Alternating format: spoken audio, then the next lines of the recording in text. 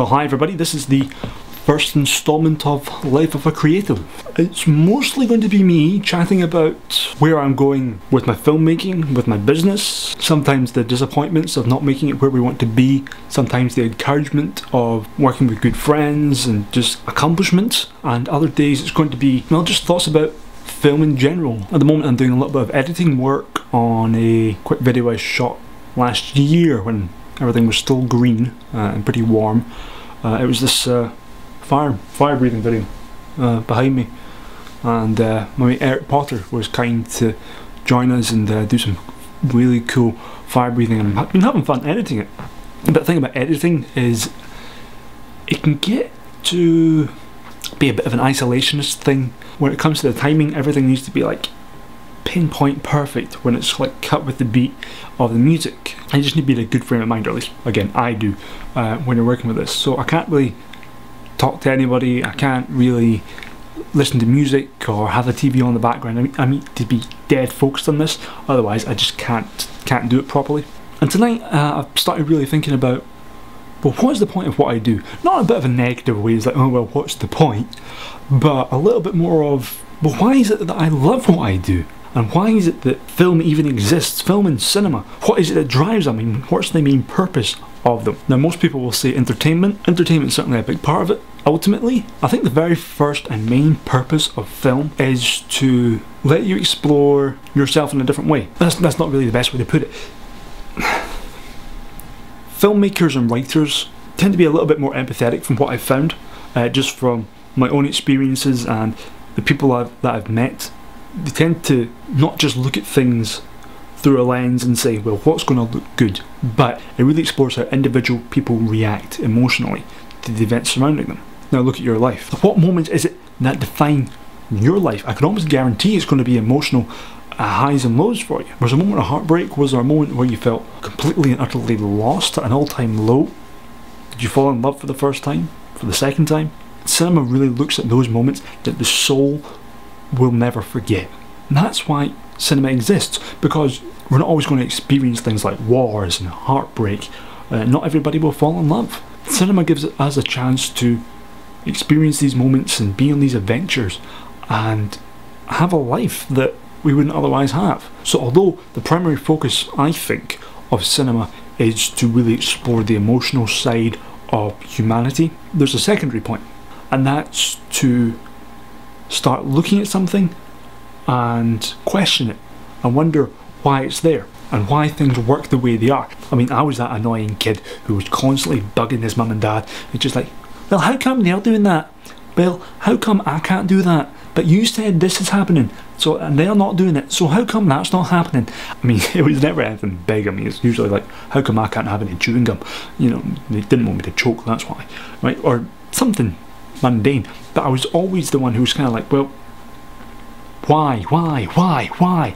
And I've not really changed, to be honest, although I might not be as loud about it. And I think that's really the secondary purpose of film, to question life, to question the rules of reality, to question the establishment, or just question why things aren't established. When I was in the Dominican Republic this past year working on a documentary, I saw some poverty that I've not quite seen before. I'd seen elements of it when I was in the Bahamas, but certainly not on this scale. Most of these families were living off one meal a day.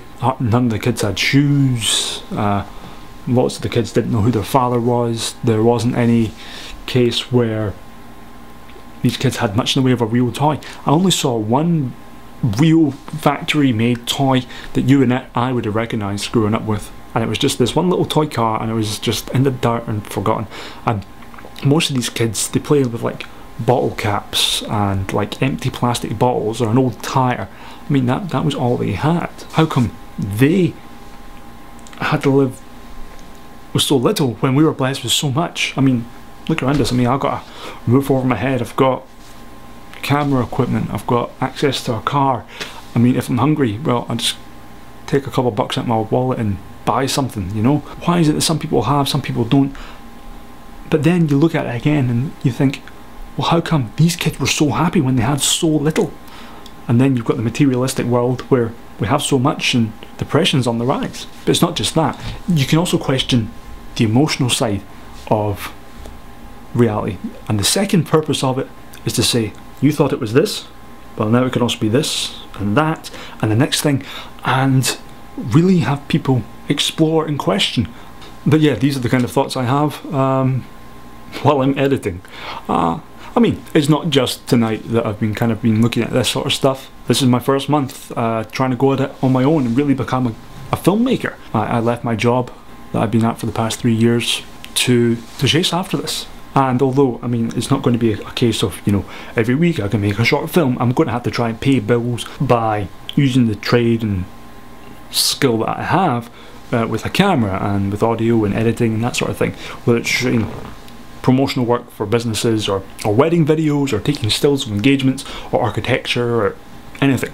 So I've really been questioning, you know, why is it that I'm doing this? I mean, I've always got a passion for it, but well, what now? Why am I doing it? How can I really do it well? Part of my questioning has kind of led me to this line of thought and maybe think that this is what film is about and why cinema is my passion. But anyway guys, I'll leave you with all those fun light thoughts for now. That was Life of a Creative Part 1. I'll be trying to get another one up at least once a month. I might end up doing more. I've not really done much with a video diary before. I've done silly little vlogs here and there. You might have seen them in the past. These installments are really going to be more about my journey as a filmmaker, the ups and downs, the disappointments, the accomplishments. I'll show you guys a little bit of the behind the scenes stuff, maybe talk to you about the scripts I'm working on and those sort of things.